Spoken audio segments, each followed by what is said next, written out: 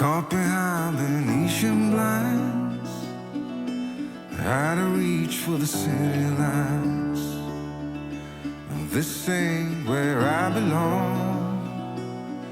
Hey, look at me, man, what I become. I've been running east, looking for a sunset, digging deep since 99. So a very good morning, welcome back to another video. This morning I woke up at 5:30 and couldn't get back to sleep, so I've come down to the coast and we're just going to make a random YouTube video taking pictures at sunrise. So I've come down to the very first place I ever made a YouTube video. This is Mapleton Beach. Behind me is a rock wall. It's there to serve the purpose to defend the beach against coastal erosion. This area suffers from a very high rate of coastal erosion, and it also makes for a great long exposure subject for sunrise photography. So let's get stuck in and take the first photo this morning. Alright, so we've got the first photograph set up now. We've just got the rock wall leading out to sea, a little bit of a sunrise out over the ocean. Now we've got a hard-edged 3-stop graduated filter on, a 10-stop ND filter. We're at 25 seconds, f4, and ISO 320. I'm going to use a 2-second timer, and here we go. Here's the first photograph.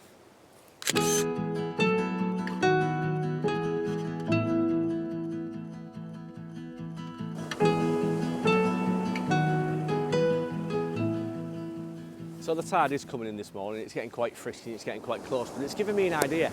I want to recreate the first photograph I ever took from this beach. Now, it involves climbing on top of this rock wall with cameras and tripods, and it's a little bit sketchy and I don't like it, but we're going to do it anyway because the tide's coming in and you can even out the tide either side of the rock wall. You can get quite a nice looking photograph. So let's climb on top of the rocks. Hopefully we don't break anything or anyone, but we might end up with a nice photo.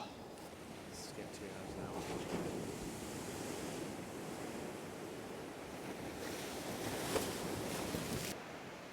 So believe it or not, against absolutely all odds, I got away with that, the camera got away with that, and most importantly, we did actually get the photograph. So we had a 3-stop graduated ND filter, a 10-stop filter, f4, ISO 320 again, 20 seconds exposure.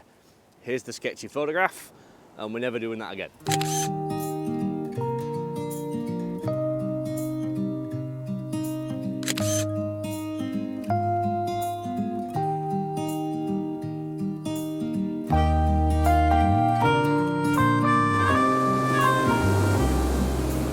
One thing I didn't really account for this morning when I came out was just how little beach is here when the tide comes in.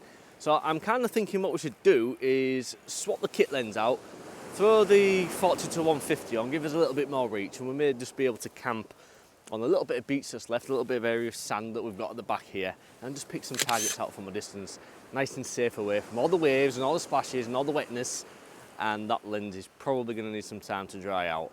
It's all working, we haven't ruined it. It's just a little bit damp. So let's do that. Right, so I've thrown the 40-150 on here and I want to do a long exposure with it. There's a post out in the sea. It's got quite a nice sky behind it, so I thought we might do a long exposure with that. But I don't have a filter ring that fits my filter kit for this. So what we're going to do, well, I've put the remote shutter on so the camera doesn't move. And we're going to take a series of photographs all at the same exposure. And what we're going to do, we're going to go home in Photoshop and we're going to stack these, and it will give the same look as a long exposure. So it's going to average it all out, all of the motion in the water will be blurred out and everything. And it'll just look exactly like a long exposure photograph, only we're not using filters.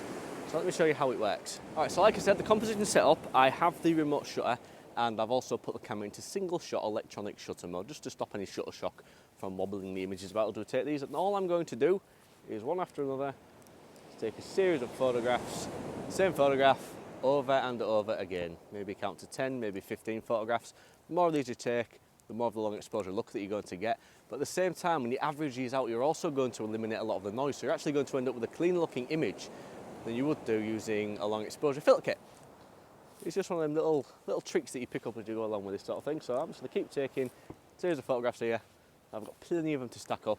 And hopefully, when we get home, merge it all together, and the water will be nice and flattened out, the post will be nice and smooth, and we've got this nice sort of sunrise orange glow in the sky in the background.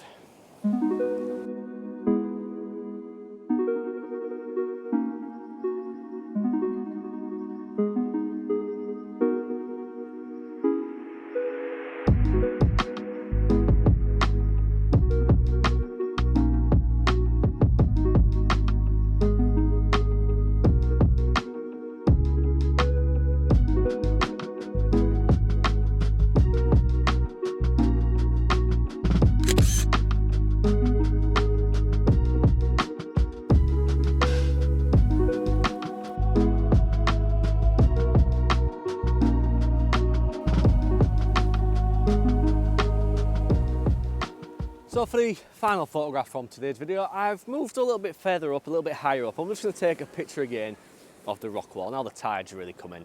I thought we'd get a little bit higher up, looking down onto it, and really just get some motion in the waves as they're going around it. So we're not going quite as strong on the exposure here. Obviously the lights come up as well, so we're having to deal with that. But we're around 6 seconds, and it just gives a little bit of texture still to the water. So we're at 6 seconds, f9, using the 10-stop filter, the 3-stop hard-edge graduated filter, and ISO 200.